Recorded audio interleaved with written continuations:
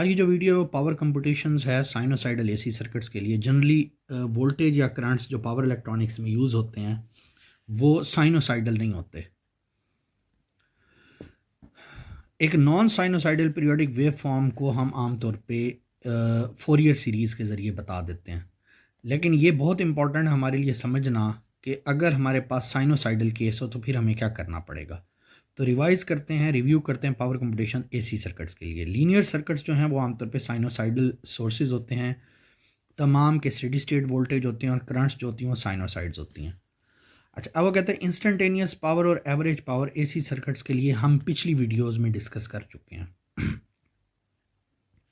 और कहते हैं किसी भी एलिमेंट के लिए सपोज हमारे पास वोल्टेज जो है वो भी साइनोसाइडल है, कोसाइन है, और जो हमारे पास करंट है वो भी कोसाइन वेव ही है।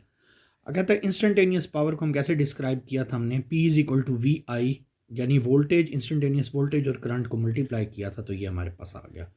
ट्रिग्नोमेट्री का असूल है, अगर दोनों चीज़ें कॉस में हो, ये भी कॉस में ये भी कॉस में, दोनों चीज़ें कॉस में हो, तो 1/2 cos A plus B plus cos A minus B, यानी एक दफ़ा प्लस हो जाते हैं और एक दफ़ा माइनस हो जाते हैं। यहाँ हम चेक करते हैं P T is equal to V M I M, ये दोनों इकट्ठे हो गए।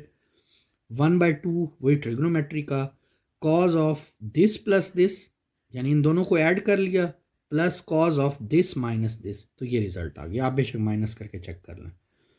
एवरेज पावर को अगर हम देखते हैं, उसको हमने डिस्क्राइब किया था 1/t, 0 से t, P T D T. Similarly values put करते जाएंगे, पी टी की वैल्यू हमारे पास क्या है वो हमने वैल्यू पुट कर दी, तो यहाँ तक पहुँचे। अच्छा, अब हमारे पास जो एवरेज पावर है किसी भी एलिमेंट की एसी सर्किट में, वो हमारे पास इक्वल हो जाती है जो पीछे दिया है V M I M over 2 cos theta minus phi के।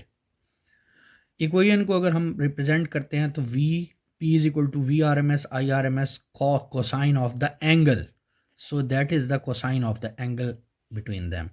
We R M S is equal to V M over square root 2 I R M S is equal to I M over square root 2 and theta minus five is the phase angle दोनों के दरमियान है। तो ये we R M S और आई R M S, इस पर भी हम पीछे एक वीडियो बना चुके हैं।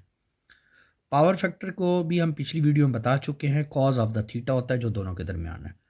अब कहता है स्टेडी स्टेट है तो कोई पावर जो है एब्जॉर्ब नहीं हो रही किसी इंडक्टर या कैपेसिटर के ज़रिए, तो टर्म रिएक्टिव पावर जो है वो हम इस्तेमाल करते हैं। रिएक्टिव पावर जो है वो एनर्जी स्टोर हो रही है आधे साइकिल के अंदर, और जो एनर्जी रिट्रीव हो रही है अगले आधे में। तो रिएक्टिव पावर को हम लोग फाइंड करें तो वो होती है V R M S I R M S sine of the angle between them, sine theta minus five. Conventionally inductor जो है वो एब्जॉर्ब करता है पॉजिटिव रिएक्टिव पावर और कैपेसिटर एब्जॉर्ब करता है नेगेटिव रिएक्टिव पावर। तो कम्प्लेक्स पावर को अगर हम लोग कंबाइन करेंगे तो वो आ जाती है S is equal to P plus J Q.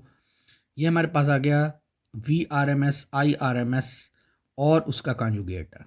अब इक्वेशंस जो हैं, यानी जो इक्वेशन बताई गई हैं, वो हमारे पास कम्प्लेक्स क्वांटिटीज़ हैं।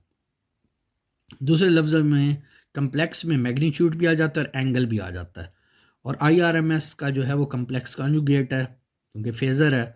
तो उसको अगर हम फर्दर सॉल्व करते हैं या उसका मैग्नीट्यूड ले आते हैं तो मैग्नीट्यूड आ जाता है इन दोनों क्वांटिटीज़ के स्केयर के। अगर आपको कम्प्लेक्स नंबर्स याद हो सॉल्व करने के लिए तो वो हम इसी तरह सॉल्व करते थे।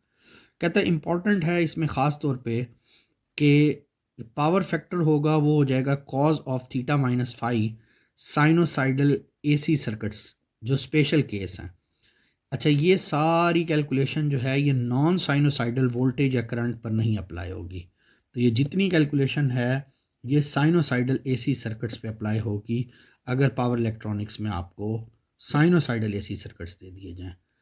नॉन साइनोसाइडल के लिए कैसे करेंगे आने वाली वीडियो में उसको बताएंगे। Thank you.